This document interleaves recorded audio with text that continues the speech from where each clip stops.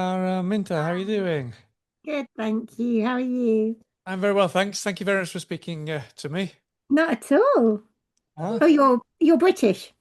Yeah, I'm British. Yeah, yeah, yeah, yeah, Oh, yeah. I expect you. I thought you were American. Yeah, because because it's if I'm not mistaken, it already came out in the UK. Is that right? It's It going to be came coming out in out the in. UK early March. Yeah. That's right. Yeah. Yeah. Are you based in America then? No, I'm not at all. No, no, completely. Oh, Not even in England either. I'm based in the north of Spain, in Bilbao, in the north, right oh, on the north nice. coast of Spain. Yeah. So I've been Very here for the nice. past Yeah. 20 odd years. Yeah. So Oh, yeah. So lovely. thank you so much for your time. Thank you so much for a fantastic book. It was a great read. I really, really enjoyed it. Oh, thank you. Uh-huh.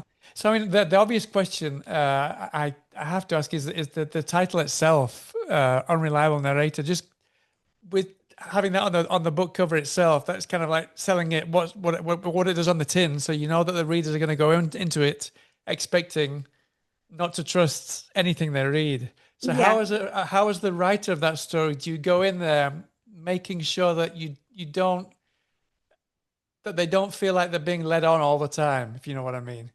Not playing tricks I on them. mean, that was one of the reasons that we decided to call it something like, because it's a book about writing in a way, it's a book about storytelling. And Yeah. I always, through all my work is very concerned with that idea of stories we tell ourselves, stories that others tell us about ourselves, Yeah. what we choose to believe, what we choose not to. And I'm a firm believer that we're all unreliable narrators by default, like, Absolutely. Yeah. Memories are the not way even that by we kind of create design. them now. Yeah. Yeah, exactly. Just how we come at everything with our own experiences. And I just feel like I was talking to my editor about it, and when we were thinking about titles, and we wanted to call it something very bookish because we Right. knew, it's a story that's sort of very blatantly about storytelling. And so I wanted to lean into that. And I just think that thriller audiences now are so sophisticated.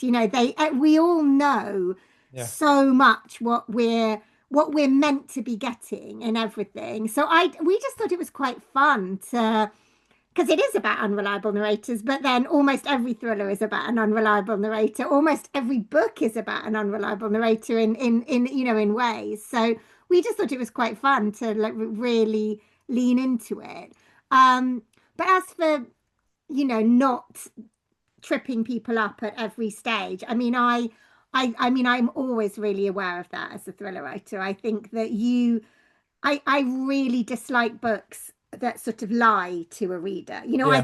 I mean, characters can lie to themselves because that's something we all do. And then the reader, maybe will believe their lie or not even a lie, but they might believe their self-delusion or things like that. But I really hate it when you get to the end of a book and someone's like, oh, I forgot to tell you this massively important thing. Or Yeah. actually, I was in the room when this thing happened and I've been lying to you all the time. And so I'm always like acutely aware of that when I'm writing. And I try to just approach it in the way that, if you believed something entirely and you were telling your best friend that story, you would try to be as truthful as possible. But almost inevitably, there would be moments where you conflated the truth or your own experience came to bear or something like that. So that's how I deal with it, really.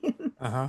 And at the same time, I think what worked really, really, really very much in its favor is the fact is the kind of the structuring of the kind of we start off with one character, the main character, explaining how she goes to this manor, this house, and all the stories that she creates for herself in this kind of journal. It's written like in a kind of a journal, and Yeah. then we get a very, very different kind of format, and then the final kind of third also another kind of format. Was it difficult to decide on the kind of format because you want to tell a story within a story within a story, which is in a Yeah. film it's complicated, but I think in a book it's even more complicated to do so now. Totally. I mean, I just felt, I mean, it wasn't the first part. It was always structured in that Hope was telling her story and then it would widen out a bit. And I always knew that it would only really be Hope who was, I mean, we have Nat in the second part and then we have Delia right at the end, but sort of I knew that it would focus around her. And I did, it wasn't a journal for a couple of All drafts. right. But then it just became, it was always written in the first person, and then the second part was always written in the third person. Right. And I mean, because I'm writing about two people who want to write, Rosie is a famous writer and Hope wants to be a writer. I wanted to sort of make it novelistic in how I wrote it. And there's such a tradition for journals being used in plots. And I Yeah. thought it was quite interesting to sort of change that around a bit and have a journal that's not being used for a plot point. I mean, obviously everything is a plot in a sense, but it wasn't being used to sort of shed light, like some big revelation was found because of a journal. This was just a young woman recording her thoughts, not imagining that they would ever be seen. And See the then, light of of day. course, Yeah. the second part can be read more like a polished novel. And when I was writing that, I was thinking this could be Hope's actual novel. Mhm. So I sort of was playing around with those two ideas. It was really fun, actually. Yeah, but at the same time, she does actually say that when she's writing this journal, because of her time with Rosie, she feels inclined to make her journal as novelistic as possible. So that must Absolutely. have been quite a gauntlet that you laid down for yourself, because to make us feel like we're reading a journal, but at the same time make it novelistic, it's quite tricky to imagine the audience, your readers, feeling like they're reading a journal rather than a novel, like you said then. Yeah. And also, I am also writing a novel that I want people to read. So I don't want it to read like a journal. I mean, I do want it to read like a journal, and I think it does have its sort of, moments where she's clearly thinking things through, which I think is what happens in a journal. But also I wanted it to read well, Right. so and to be compelling and entertaining. But also I think that's part of Hope's unreliability, is that she's not fully honest, and she's not fully honest with herself about what So, she's yeah. doing. And so when she's writing that journal, I think maybe at the end we question as to, did she make parts of it up, or because she sort of gives herself that license by saying I want to make this novelistic.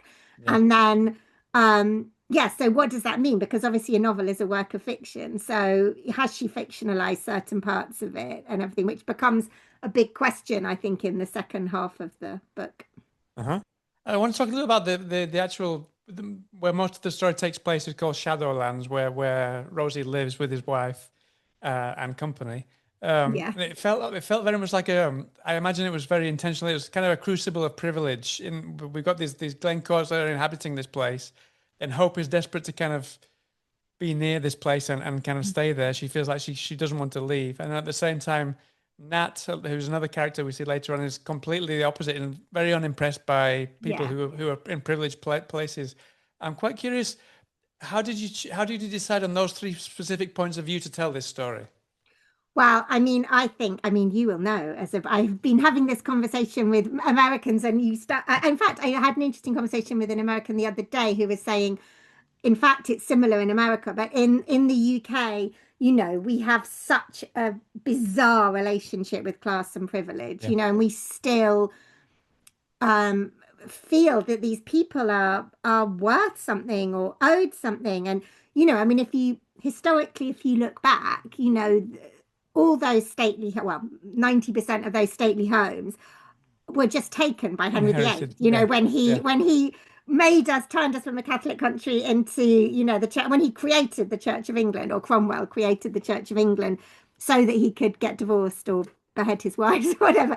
And and so those stately homes belonged to the Catholic Church, and he dissolved all the monasteries, and he just simply took it and gave it to his favorites. He was an inherently unfair man who lived on in this vast world of privilege, and he just gave it away. And and it's passed on and on down through the generations, and it's so crazy, I feel, how we don't question it in the yeah. UK. We just accept that there are this tiny section of our society who've just inherited their wealth, and with it becomes, and and they sit in the Lords and they govern us, and they sort of they have created the world we live in now. Yeah. And I just, and then, well, we had Boris Johnson as our prime minister, which felt to me like the epitome of that moment of just us sort of like the British public just still hearing a posh voice and looking at someone who comes from that world of privilege and thinking, oh well, he must be okay, I'm going to trust him in this Yeah. sort of bizarre way. And then look where it got us. So I Yeah. just really wanted to reflect British society almost. So Right. someone like Rosie, which I think is also I think it's also morphed now, the whole thing. And I think you see it in America a lot as well, where this idea of certain people having the power, certain people sort of just having this divine right to it, and which is such an old medieval idea, but we Yeah. still buy into it so much. And yeah, so Rosie represents that type of person, he's just never been questioned. He's never had to work hard for anything. He just thinks it's going to come to him, and he is able to be exactly who he wants to be. He's able to be slightly scruffy and weird, and but also and in a bad mood sometimes, and charming. He just knows he's going to get away with everything.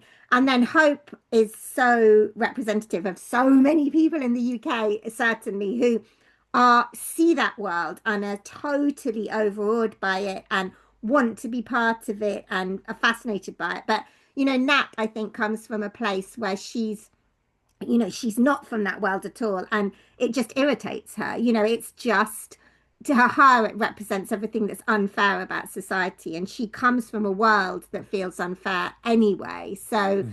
I think it just exaggerates it to her. I just thought it was really interesting to have. I really wanted a character who showed us that world in a different way. I just was irritated by it because I Yeah. felt, Hope is so wide-eyed about it that yeah, I wanted the alternative in there, Uh-huh. basically. Yeah, I mean, I loved Nat's character. I'm quite curious why you specifically what it was about Nat and her circumstances that you thought felt were the best way to have someone investigate this case. I don't want to Because spoil, of course. I wanted Nat. I mean, I don't write police procedurals, so Right. I'm not that interested in whether or not the how Yeah. exactly an investigation goes. The When forensics. I Yeah. when I have a police person in my novels, it's because it's part of the story, not because it's going to Yeah. actually solve the crime, sort of thing. I mean, Mhm. although and there is, well, it's sort of debatable what the crime is in my book, in this book, Yeah. and whether or not it's solved. But for me, Nat, I needed, I knew I wanted Hope to go to the police. For me, that was quite important because I also, it annoys me in books when you're reading and you're just like, why don't you just go to the police? Why don't Absolutely. you Yeah. just tell someone about this, Make a phone call. But Yeah. obviously, yeah, what she goes to the police with is quite weird. So it sort of worked in that way that she could go to the police, but not. So then I thought, I really need someone who's going to listen to her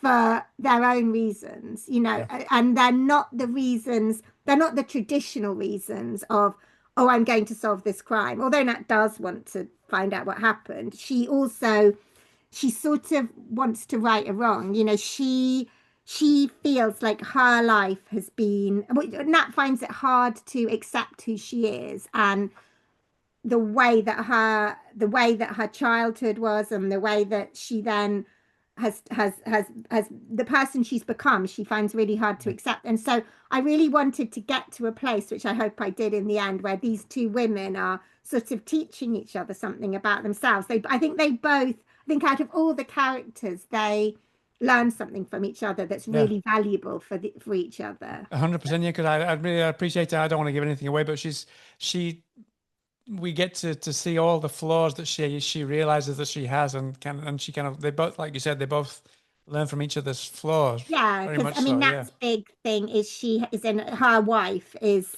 she doesn't treat her wife very well, and she's Yeah. not a good partner or mother, and she and that comes from this deep sense of not feeling good enough, and that's what Lat has to learn. That yeah, so it is. Yeah, for me, it felt like a genuine storyline against the sort of this mad storyline of Rosie and this world of privilege and everything. I wanted someone to find some. I mean, the person who sort of shows us the way in the end is this sort of much more normal person, for want of a better word. So Yeah. yeah, she was an important character for me. Uh-huh. And like we're talking about these three different kind of paths of society, if you will. I'm quite curious if it was easy for you to find the voice for those three, especially when they converged together. The kind of the conversations that they had, was that quite a task to find the voice for each of the three, and Yeah, how they I mean, treated I each other think when they came face to face. yeah, I mean, I think finding voices is always a really interesting part of the writing process and a long part because you come up with, you come up with, well, for me, I come up with an idea and then I think about the characters that are best suited to inhabit it. And for me, the plot sort of comes last. So I spend a Mhm. lot of time with those characters working out Right. exactly who they are.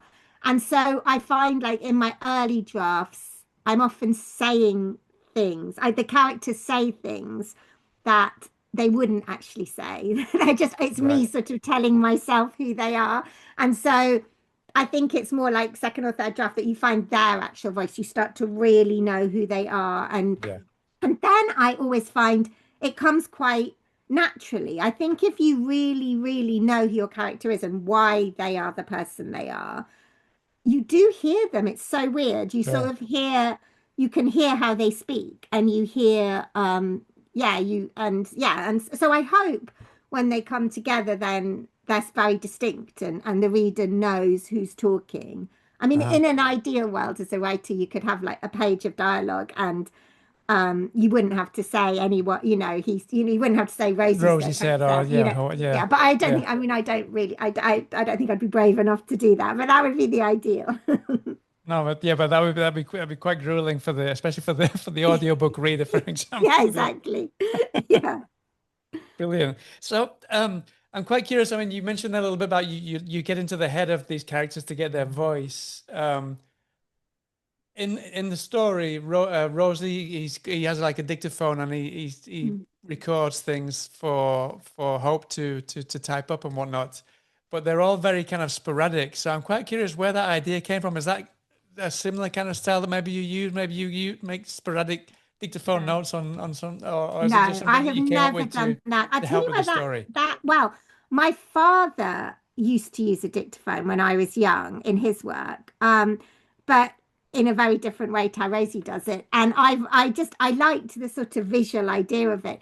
But also I just thought it felt really like something that someone like Rosie would do. Like you just casually speak words or phrases into a dictaphone, and then someone else is going to type them up for you, probably make it look neat. And then you can go back and, whereas, for most of us, we're scribbling in a notebook or we actually forget the thing that, that when we're walking around a Yeah, you always actually think of something good when you're walking around a supermarket or pushing a child on a swing or something. And like for yeah. most of us, we don't, a life gets in the way and everything. It just felt very, to me, it felt very Rosy that he would just think, yes, I can just constantly say things and they will come back to me. They'll just be presented back to me, It just so Uh-huh.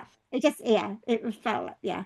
But I mean, at the same time, I mean, that helps with the story because it makes the journal very kind of confusing for the reader because we don't really know where the story is going to go. But that must have been really complicated for you to kind of make it coherent, no? Yeah, it was a complicated book to write. I went very over deadline with it actually, and it was All right. very yeah, a lot of it in the end was, and I think I always shoot myself in the foot a little bit when I write because I know the plot, I know the story I want to tell, obviously, and I always know where I'm going to end up. But for me, because I really think everything rests on character, I spend so long doing that, and the plot is all there, but it's quite loose. So Yeah, a lot of, so I always go back and fix the plot at the end, really, and Right. sort of, because I think you can move a plot around. Like, I don't think once you've decided who your character is, I don't think you can then be like, oh, I'll just get them to do this thing that they wouldn't, I know in the back of my mind they would never actually do to Right. advance the plot. I think you have to always think, oh, the plot can, something can happen. Like, I think, was it Stephen King who said, like, Yeah, you I know what you're can, gonna say. Bring a gun yeah, into it whenever you run out of ideas, bring a gun into the plot or something like yeah, that. No, yeah. yeah. And also something about, he said something about like you can land, if I believe in your character, you can land a spaceship in my back garden and put me Yeah. on it or something. But if I don't believe in your character, you can't even buy a pint of milk with them or something Yeah. like that. I can't remember the exact quote, but that's exactly how I feel. I feel you can do anything with a plot, Yeah. really, as long Hmm. as your characters are believable and they're behaving in a believable way around it. So yeah, so for this book, it was it was a lot of work because I had my plot, but it was flabby and like it normally is. And yeah, so fitting everything together was a bit of a nightmare. Yeah, there were days when I just think, oh my God, I've got everything wrong. And then because you rewrite so much, you start to forget what's in what draft. So Yeah. you're like, oh my God, like I can't remember where I am or anything. But yeah, no, it's yeah. So I mean, talking that, I've got to ask you what kind of a relationship you have with your editor, because obviously you're very, very, you like to, you think what you've written and you try and remember which draft it was. What kind of relationship in that I kind of have a sense do you have with the really editor? I have a really great relationship with my agent actually is very Your agent. editorial. So Right. she's the person I bounced like she's like she's always my first reader and she will help me a lot. And then I've been with my editor in the UK for I think this will be our fifth book together. Right. So, yeah, we know each other really well. We know how each other works. My US editor, I was with her for two books. Then I moved for one book, and now I'm back with her again.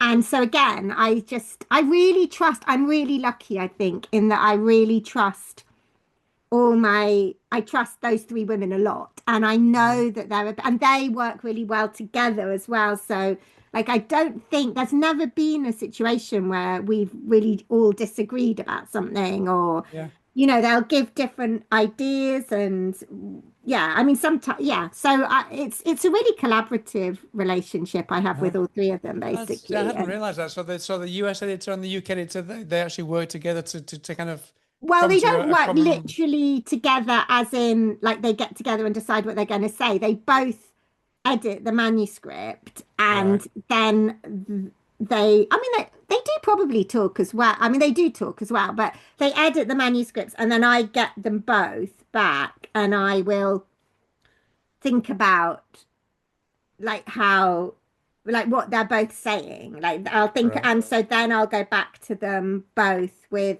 ideas as to how we can make everything work or whatever and some things yeah and I mean they're just both incredibly sort of generous A with their time and B with their they just want they want the book to be the best so they're happy for their Sure. ideas not to be you like we all are really I guess Yeah. like we're all Sure. just Sure. Sure. sort of Sure. compromise on things and yeah. Yeah. I mean, I'm curious because the book is so absolutely British. I'm quite curious what kind of, if you were able to share any the kind of things that the US editor maybe nudged you in certain ways because it was maybe very British, or did they? I know the Americans love Hmm. reading and watching Yeah, British no, stuff. So that was never all the edits I've got from both sides were always about bigger things. So right. no, nobody, I Hmm. mean, in the actual copy edit stage, there were a few like words and stuff that wouldn't have translated. But in general, I think for this book more than any of my other books, because it's such a British book, like everything stayed that way because it wouldn't have Yeah. really made sense in any other way, Oh, would sure. it? Yeah. Yeah. Yeah. Yeah. No, no, So but I was just curious, but yeah, because it is so British, I was just curious yeah. what No, the it US really editor is. would think about it. Yeah. Yeah. Yeah. Uh-huh. Also, the book also covers a kind of a whole spectrum of kind of the way, like you said, it's all about a lot of it's about writing, kind of the writerly instinct. Mm. Um, whether, and the one thing that really kind of stood out for me was how innocent, how Hope, she likes to innocently watch people and kind of imagine what kind of stories they Mm. have without actually knowing them. So I think I can't remember if it's in the book. I wrote this down, but like Burglars of Life. Oh yeah, that Um, was in the book. Yeah. yeah, I think it was a quote now. So I'm quite curious, when you're writing, do you try your best to make sure that you don't burgle people's lives just in case you get into ruckus with people afterwards? I mean, I would never write someone's story, like literally Sure, just no, write no, their yeah. story. But I think it's impossible. I think any writer who tells you that they don't do that is lying because it's not so much, it's not even so much people necessarily close to you. Sometimes you can just be sitting on a bus and Oh, yeah, sure, on a park bench watch or how whatever, someone's yeah. moving or Yeah, something. Yeah. And I mean, for me, the things that I burgle literally, sort of like word for word or like a movement for a movement or whatever, are just passing little things. Like someone will say something to me or I'll watch how someone does something and it just totally sticks and I'll use it. But yeah, I've never thought, well, I'm just going to base this character completely on my friend, or, yeah. I've never done that. And I think that would be quite a weird and dangerous thing to do. Yeah.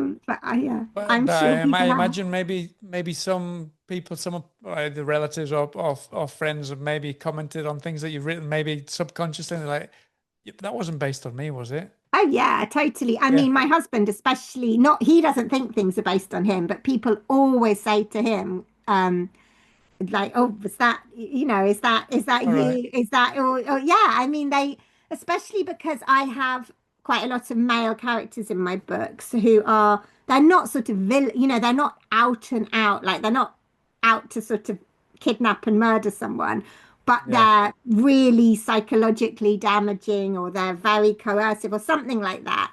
And they present as quite nice people. And yeah, he's had quite a You're not few you're questions not painting a about very nice things like picture of your that, which husband. is which is like bizarre. I sort of think, God, it would be like the biggest like cry for help, like 7 books down and no one, So yeah. But yeah, and people, I think I never know if people want to see themselves in books or not. Like Yeah. if they'll say things like, "Oh, that's a woman I vaguely knew. I think our children were at the same school or something. She once asked me if one of the characters in one of my books had a name that was vaguely so. I think it began with the same letter or something. It was nothing, Right. and she was quite a minor character as well. And she asked me if it was based on her, and I found it so bizarre. It was sort of, and also like I didn't know how to answer. I mean, it wasn't at all, and I just didn't even really know how to answer. I didn't know if it would be rude to say yes or no. I was so Yeah. it was that But was I that mean, was an odd one. but I mean, th those actual ideas themselves are very much portrayed in the book because the second and third part, we kind of we see how Hope is she's angry. I mean, she wanted to be in in kind of Rosie's league, but then she kind of goes completely against it and says that she doesn't want a book written about her. So I'm guessing a lot of what people have said to you about maybe this is based on me, maybe this is based on me, informed a lot of how you wrote the book as well. No? Yeah, mate, it probably did actually. And I think for Hope, she wanted to write that book. Like which she didn't admit to Yeah. herself. So when Rosie wrote a book about her, she is so outraged. Well, I mean, he has written about this terrible thing that she's done, and she's so outraged, but at the same time, part of her outrage is just anger. I think Yeah. she says at one point, he knew I wanted to write a book. Like, why didn't he share that with me? And you're like, Rosie's never going to share anything. Like, that's not going to happen. And then also kind of Hope turns the exploitation that we see in the first part of the book. She kind of turns that inward as well, um, and she says specifically that in order to be a great writer, you need to be able to get over yourself Hmm. and endure shocking situations. I'm quite curious how much of that you apply yourself when you're writing a book. Do you go I very do. very method and kind of try and shock yourself into how you No, to it's write a book not or not? that so much. I'm not method at all. I've never done any of the things that my characters have done.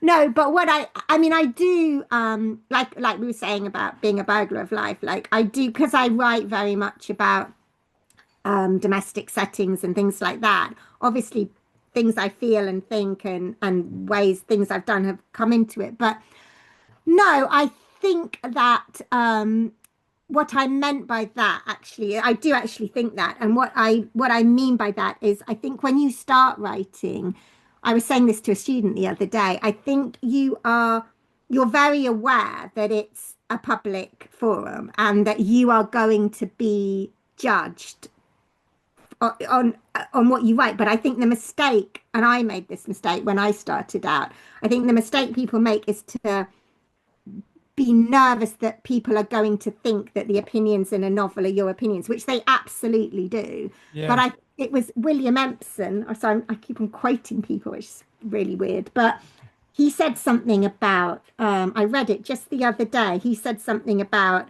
like the only way you can really appreciate fiction is to understand that the writer doesn't think the things that they've written or something Yeah. like that. He said it in a much better But no, way I than that. completely agree But and because that's what you yeah. have to end up realizing that you've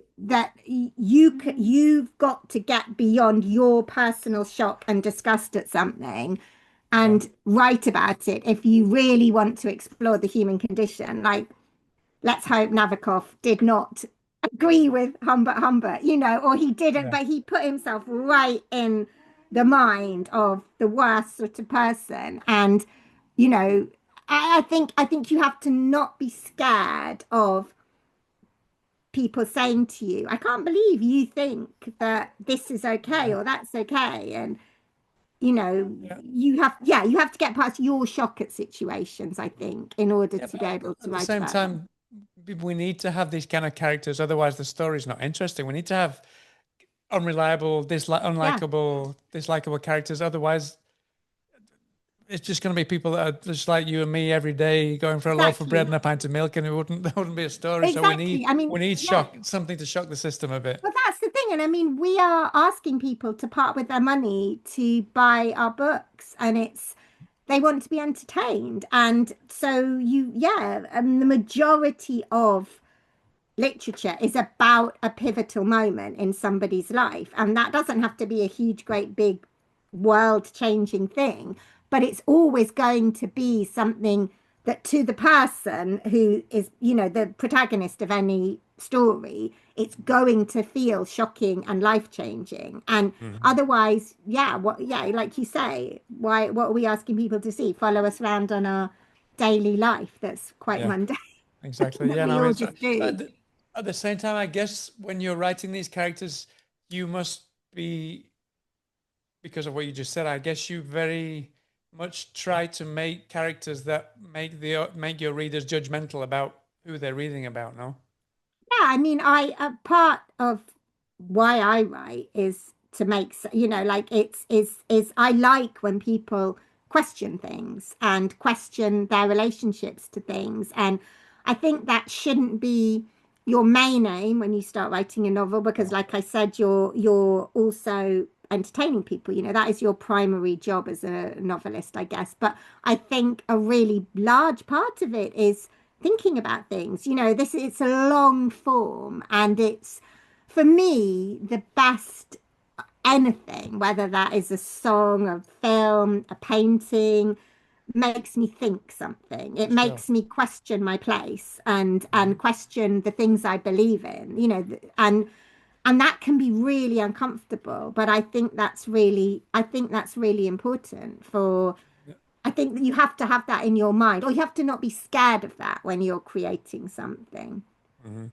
And like because this book is very much about the method of writing, whether it be a journal or a novel, it must have had you questioning the very way in which you write yourself now as well, I imagine, no? Well, I mean, I'm always questioning that. But Yeah. I I'm imagine always, writing this I'm book even more always so because thinking, Hope is very kind of, she's very, she feels like she has almost like an imposter syndrome. She's kind of very, she questions everything that she does now. And I'm Totally. guessing I that mean, made you she's, really question the way that you maybe wrote this book specifically as well. I mean, yes, yeah, I do genuinely question. I question most things that I write. But, I'm much older than Hope now. Hope's a Sure. really young woman. She's Yeah. 23. And I think 23-year-old women do tend to, that I think we're taught to question ourselves from a very young age as women. And Hmm. I think that, I look back at my 23-year-old self and pretty much everybody I knew at 23. And I think that's like the predominant thing, this thing of not wanting to get it wrong and not wanting to say or do the wrong thing and being this tower of like being made a fool of and which of course Rosie and Delia just don't have because they come from this world where they're always going to be at the top of the pile, so it really doesn't matter what they do or say. Like they can be as shocking or weird as they want to be, they know that people are still going to want to be part of their world and they're still going to be invited to everything. So for me, that's one of the reasons I made Hope that young because I wanted this whole sort of idea of um, when you're feeling that way anyway as a young woman to then be put into this sort of totally alien shocking world felt really interesting to me, but yeah, no, I do I've avoided the question as to whether or not I question my own writing. I just definitely do, and I mean, I'm never sure that I've done it right. In fact, the Yeah. opposite, I'm always pretty sure I've done it wrong. So it's and it's yeah, I mean, there are Yeah, but I always, mean, you God, you look back at things, don't you, like even 6 months later and you're like, oh, I could have done this and that. And, yeah. it's, yeah, it's sort of, I'm, madness. But I'm anyway. guessing it's quite difficult to send off the final drafts to the editors, and I'm guessing no. Well, it is, but also it's really great. It's a relief as It's well. like, No, yeah, there yeah, does come a moment where you're like, oh, this is someone else's problem now. yeah. I can't look at this. I mean, I think it's quite a good sign if you hate your book by the end of it, because which is normally the place I'm in, because it just means you've looked at it so much and you've considered it so much that hopefully you've solved all the big issues. Brilliant. So, I mean, I just want to talk, I don't want to give anything away, obviously, but I want to talk a little bit about the ending of the book. Rosie, she mentions a strict rule. He mentions a strict rule. Yeah, Rosie, but I said she there. Rosie really confused me at the beginning when I think that was That was something on you. That was purpose. meant to be because Yeah, that was that's just part of Rosie's persona, isn't it? And yeah. also, those sorts of people always have stupid nicknames. I've really noticed that they really always have a stupid nickname, and you're like, why? Why are you called this? And it's always some bizarre reason, like I don't know, but yeah. So I know he was, it's just part of his confusion that he Yeah, calls no, but himself it was just Rosie. really, I just really had to get my head around it. Even towards the end of the book, I was still Yeah, Rosie. I don't remember who Rosie was. yeah. Yeah, but no. Rosie mentions a very strict rule of his own that he always has his ending completely decided before he writes a single word. I'm quite curious if that is also your template for writing a book. Yeah, I mean, it is not completely, but yes. I mean, I I like to know where I'm going in a book. So I don't a lot everything changes in in the writing of books, but it's very rare. I mean, the way the ending turns out will often change, obviously, but I can't think of a novel I've written where I have totally changed an ending, where it's Right. just a totally different, yeah, moment or feeling. I mean, for Hmm. me, I know where I want to start and I know where I want to end, but Right. how I get there is very muddy. Right. So, but yeah, but I sort of feel like you have to know where you're going, otherwise it's a bit weird. It's sort Yeah. of like that would terrify me too much. The thought Uh-huh. of literally just starting writing and being like, anyone Yeah. could be responsible for anything and we could end up in another country at No, the it's end. quite curious because That would just do my head in. yeah, I no, it's just curious couldn't because do there's that. quite I've spoken to a lot of different authors and some of them really do not start with an ending at all or notes or anything on Oh, a cork board or anything. And there's totally. just the Some way that it's just hugely yeah, amazing, different fantastic authors yeah, have no the way the ending. brain And works, yeah. slightly in awe of them. But yeah, I just need to know where I'm going. Uh-huh. Just before I leave you, let you go, then obviously we know that one of your books, Imperfect Women, was made into a series. Um, we were speaking earlier about how you like to create the voices and you kind of imagine what they're saying. I'm quite curious, what was your reaction to when you finally saw this finished product compared to kind of the inner voices that you created and the kind of the people that you'd imagined those characters Well, being inhabited by? I'm I quite was curious how. quite, yeah, no, I mean, I was quite involved with it. So it wasn't like a surprise when I saw Yeah, it. I read all the scripts and I went out to LA and saw the filming and stuff like that. right. And the producers were just amazing. They were so inclusive. It was so brilliant. I mean, I think that I think the whole thing, when your book goes on sale, every single person who reads it is going to interpret it in a different way. Yeah. And they're going to have different images in their heads. They're going to hear the words in a different way. So I sort of love it, like the way that I was very open to anything. I was just like, this is another set of really talented people who are going to interpret my book in a different way. And Yeah. they saw different things in my characters. And what I really, really loved about it is that they just held true to the core thing that this was about female friendship and about how you look you can your life can look one way and be another, and how we're sort of not, well, it's a similar sort of thing. We're not honest with ourselves and we're not honest with the people around us Mhm. sometimes. And they really kept to that core central thing, and the characters all felt, even though they were different, they were American and they lived in slightly Yeah. different ways, but they felt really true to my characters. And so, yeah, I loved it. And obviously for TV, you have to fill, there's more plot to be, so Sure. they filled out the plot and stuff in a way that obviously in a book it takes like 10 pages for an amazing actress to just like can give a look and it's Yeah, all the like yeah, same. a So, glimpse. so no, Yeah. I was so open to it all and just I loved the process. It was so cool and it was Uh-huh. so fascinating. Uh-huh. And then did you actually go back to the book, or have you spoken to people who went to the book after seeing the series?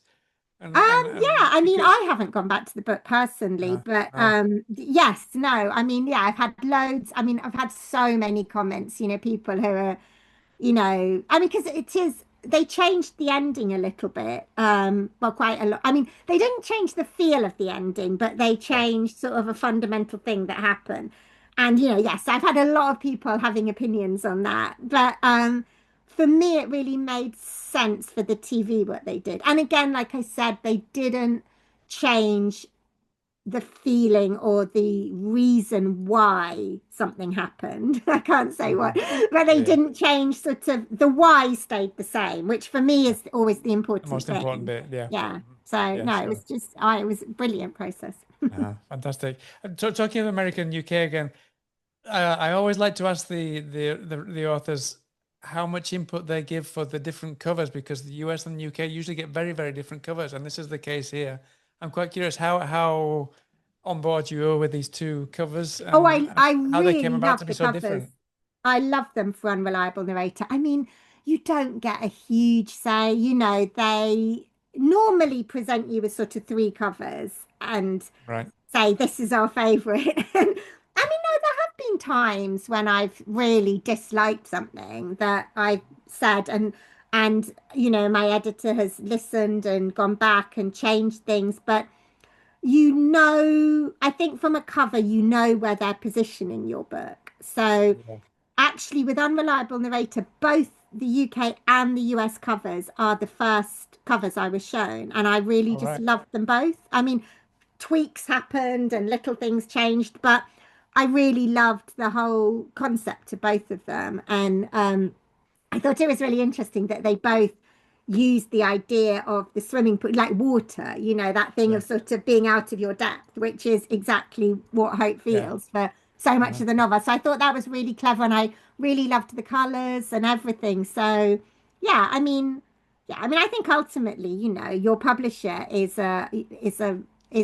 they they need to make a commercial success of your book, and you want a Sure. commercial success of your book as well. So I think, they're the professionals. They know what's going on in the market and what's going to hopefully sell, or, or sit well on a shelf. So I think it's really important not to push back too much on things like Yeah, that. because they know But what they're doing. Yeah, yeah, yeah. yeah, but Uh-huh. but I mean, no, I think a good editor will listen to you and resolve your concerns, basically.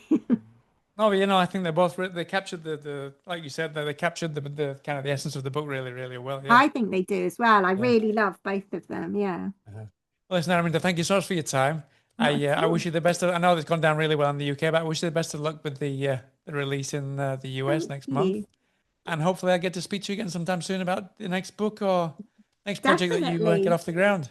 Absolutely. Well, thank you for brilliant questions. That was really Oh, enjoyable. I appreciate your time. All right, have a great day then. Cheers then. Thank you, Bye now. Angie.